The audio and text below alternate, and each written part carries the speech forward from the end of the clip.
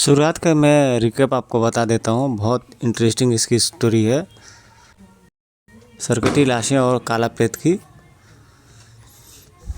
ये उस दौर की कॉमिक्स है 91-92 की, सन 1991-92 की।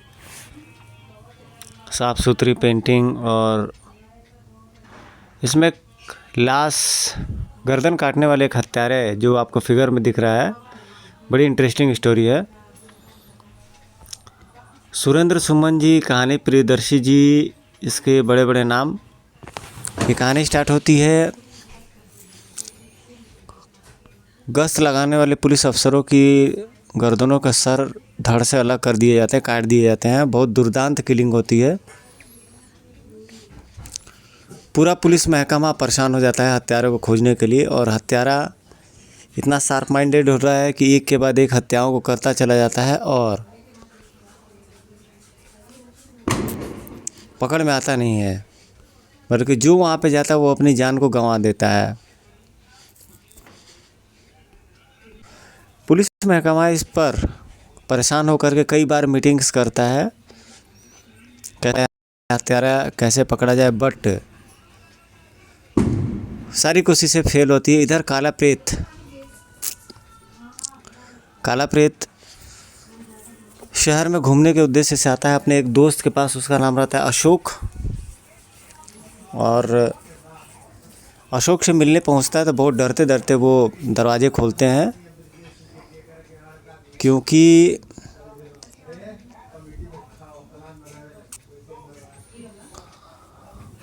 शहर में उस हत्यारे का आतंक इस प्रकार फैला होता है कि कोई भी पुलिस अफसर वहाँ पे जाने से बहुत डरता है और घबराता है अपने जान जाने से। बहरहाल किसी तरीके से घर खोलते हैं, रूम खोलते हैं वो लोग, और काला प्रेत को अंदर एंट्री डालते हैं। बात ही बात में पता चलता है उस दुर्दांत हत्यारे के शहर में फैलाए गए आतंक से। काला प्रेत इसमें नाराज़ होकर के पुलिस अफसर को धिक्कारता है और घर से जाने लगता है कि मैं अकेले ही जाऊंगा उस हत्यारे की पता लगाने के लिए। इधर उस पुलिस अफसर की आत्मा उसे कचोटने लगती है कि काला प्रेत इतना साहसी है, वो काला प्रेत अकेला ही अपराधियों से लड़ने भिड़ने जा रहा है, और मैं पुलिस अफसर होकर के अपने फ़र्ज और ड्यूटी के पालन नहीं कर रहा हूँ। तो वो डर करके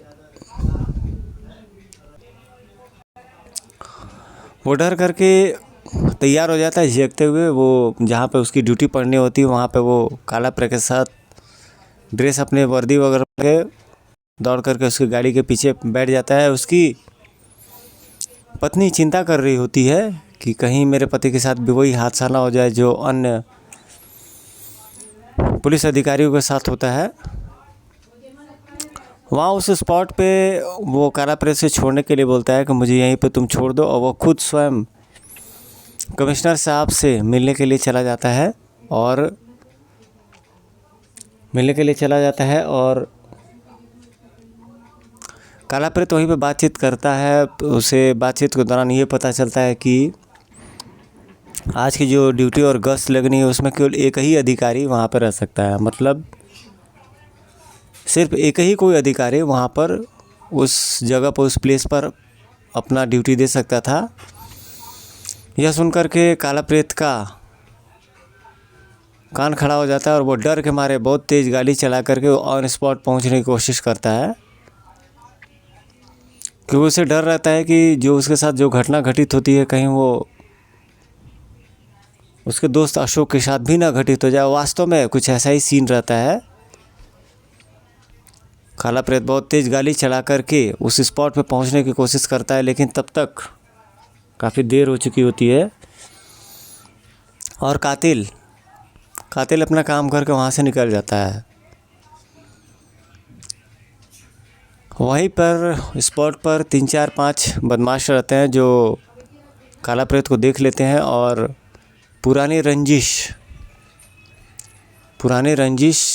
निकालने के लिए वो काला प्रेत को ललकारते हैं मारने के लिए, क्योंकि काला प्रेत ने अतीत में उनका काफ़ी नुकसान किया होता है। और इस वजह से अपराधी सोचते हैं कि अकेला है काला प्रेत, इसको निपटा दिया जाए ताकि आगे हमें अपराध करने में काफ़ी सहूलियत हो, लेकिन काला प्रेत तो फिर भी काला प्रेत होता है और उसे बहुत ज़्यादा देर नहीं लगता है उनको निपटाने में, और बहुत जल्दी उनको निपटा देता है। और तब तक सायरन और पुलिस की आवाज़ आ जाती है और पुलिस वहाँ पहुँच करके उन्हें अंडर अरेस्ट कर लेती है। साथ ही साथ काला प्रेत से ये भी पूछती है कि अशोक है कहाँ।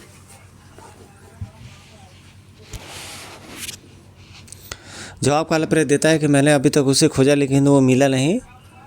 फिलहाल पुलिस उन सभी को अरेस्ट करके वहाँ से निकल जाती है और काला प्रेत फिर से अपने दोस्त की तलाश में इधर उधर खोजने लगता है। उसे क्या पता रहता है कि उसका दोस्त अब इस दुनिया में नहीं रहा। कुछ दूर आगे चल कर के उसे अपने दोस्त की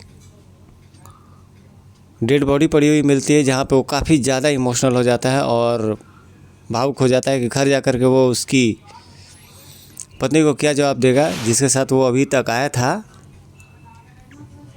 क्रोध में भर कर के काला प्रेत एक कसम उठाता है कि जो भी वो हत्यारा हो उसे वो जीवित नहीं छोड़ेगा। तभी वहाँ पे मेन होल का ढक्कन खोल करके हत्यारा ब्लू पाइप से काला प्रेत पर अटैक कर देता है, लेकिन काला प्रेत बचा लेता है उसे, उसकी डेड बॉडी को ढाल बना करके बचा लेता है। और काला प्रेत डेड बॉडी को वहीं पर छोड़ करके मेन होल का जो खुला हुआ ढक्कन रहता है उससे उस हत्यारे को दौड़ा लेता है और सीवर के अंदर घुस जाता है। कुछ ही दूर में आगे चल कर के उसे एक जीना मिलता है। जीना मतलब सीढ़ी होता है, और सीढ़ी की मदद से वो हत्यारे तक जा पहुंचता है। लेकिन हत्यारा भी काफ़ी क्लेवर और जीनियस दिमाग का आदमी होता है। वह उसे अपने बनाए गए जाल में सलाखों के पीछे फंसा देता है और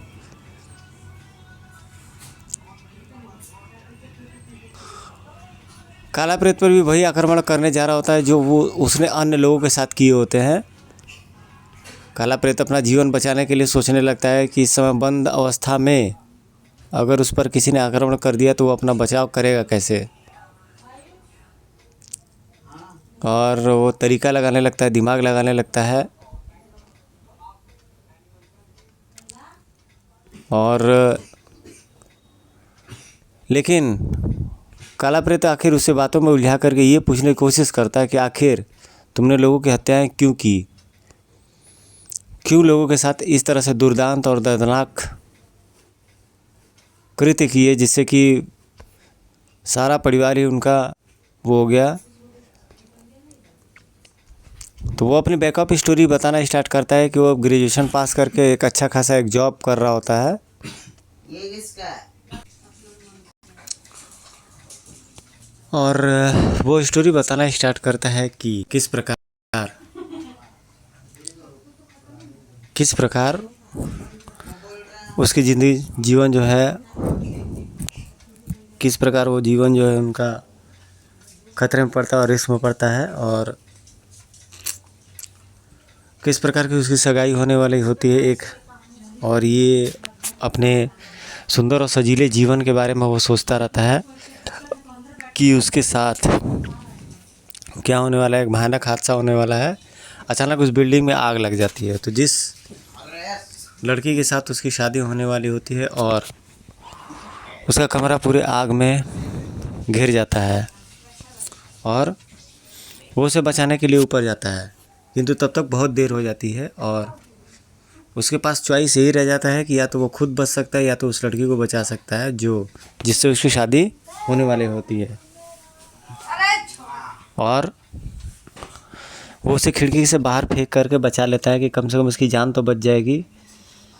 खैर, उसे खिड़की के बाहर भेजने पर उसकी जान तो बच जाती है, किंतु खुद वो लड़का बुरी तरह से झुलस जाता है। उसका चेहरा बुरी तरीके से आग में जल जाता है और ख़राब हो जाता है। कई दिनों तक हॉस्पिटल में वो भर्ती रहता है। वो लड़का हॉस्पिटल में भर्ती रहने के दौरान उसे कोई मिलने के लिए नहीं आता है, कोई भी। और कोई मिलने के लिए नहीं आता, उसके मन में काफ़ी दुख होती है। वो सेठ जिसकी लड़की से उसकी सगाई होने वाली होती है, वो कभी एक बार आते हैं और उसे बताते हैं कि उसकी लड़की की शादी किसी अन्य के साथ हो गई है। यह सुनकर के वह शख्स काफ़ी चौंकता है। बाद में वो सेठ उन्हें बताता है किन परिस्थितियों में उसने अपनी लड़की की शादी उससे तोड़ करके दूसरे लड़के के साथ कर दी। क्योंकि वो बताता है कि बेटा, जब तुम बीमार थे और हॉस्पिटल में भर्ती थे, वो लड़की आई थी तुमसे मिलने के लिए, लेकिन तुम्हारा जला हुआ और विभत्स चेहरा देख करके वो डर करके बेहोश हो गई थी, जिस वजह से मुझे अन्य लोगों के कहने पर दूसरे से सगाई उसकी करनी पड़ी। यह सुनकर के उस शख्स का दिल बुरी तरीके से टूट जाता है। वो अंदर होकर भावुक होकर के सोचने लगता है कि जिसके लिए मैंने ये सारी चीज़ें की, उसने ही मुझे धोखा दिया। उसके मन में अपमान और बदले की भावना भर कर जाती है। भावनात्मक रूप से काफ़ी चोटिल हो जाता है वो इंसान। इसके बाद की स्टोरी मैं आपको बताता हूँ। मेरा भी बहुत नुकसान हुआ खुदगर सेठ। काश मैं पहले तुझे और तेरी बेटी को पहचान गया होता। उसके जाने के बाद मैं अब यहाँ नहीं ठहरूंगा, अस्पताल ही नहीं, अब ये शहर भी छोड़ दूंगा। यहाँ बेवफा और एहसान फरामोश लोग रहते हैं, लेकिन अस्पताल से बाहर निकलते ही भूत बापू आई बचाओ, उन्हें बुरी तरह चीखते हुए देख मैं वहाँ से भाग खड़ा हुआ। हे भगवान, इनसे कैसे बचूं? ये तो मुझे सचमुच मार डालेंगे। और किसी तरह जान बचाकर एक मकान में घुस गया। बड़ी मुश्किल से जान बची। भय दूर होते मुझे भूख सताने लगे। पहले कुछ खा लो, बहुत जोरों की भूख लग रही है। मैं दबे पाँव घर के भीतरी भाग में बढ़ गया। रसोई घर में पहुंचकर जैसे ही मैं खाना खाने लगा, ओह, और कौन हो तुम? भूत नहीं। घर वाले मुझे देखकर बुरी तरह भयभीत उठे। फिर उनमें से एक हिम्मत करके मेरी ओर बढ़ा और पास रखी लाठी हाथ में उठा ली। उसे लाठी उठाते देख मैं चीख उठा, मुझे मत मारो, मैं भूत नहीं, मैं जिंदा इंसान हूँ। लेकिन तुम्हारा ये चेहरा एक दुर्घटना में आग से ये बुरी तरह झुलस गया है। फिर मैंने उन्हें सारी आपबीती सुना दी। हमें तुमसे सहानुभूति है, लेकिन हम तुम्हें यहाँ अधिक देर यहाँ रहने की इजाज़त नहीं दे सकते। तुम्हारा चेहरा इतना डरावना है कि हमारी बेटी बुरी तरह भयभीत है। खाना खा लो और फ़ौरन यहाँ से चले जाओ। ओह, तभी छोटी लड़की बोल उठी, नहीं मम्मी, मैं इसे सचमुच का भूत समझकर डर गई थी, लेकिन यह बेचारा तो आदमी है। बाहर जाएगा तो लोग इसे मारेंगे, ये मर गया तो हमें पाप लगेगा। लेकिन बेटी, मैं इससे नहीं डरूंगी पापा, यह तो सचमुच का भूत तो है नहीं। बेचारा घर के एक कोने में पड़ा रहेगा, गुड़िया ठीक कहती है। और इस तरह उस परिवार ने मुझे अपने घर में पनाह दे दी। आज से तुम हमारे घर के इस कमरे में रहोगे। मैं आपका यह उपकार जीवन भर न भूलूंगा। मैं आपका पूरा ध्यान रखूंगा अंकल। फिर गुड़िया के पार में मैं इस कदर डूबता चला गया कि अपने सारे नाम भुला देता। यहाँ तक कि नीलिमा की बेवफाई भी भूल गया। अंकल, आज आप हमें कौन सी कहानी सुनाएंगे? आज हम तुम्हें राक्षस और परी की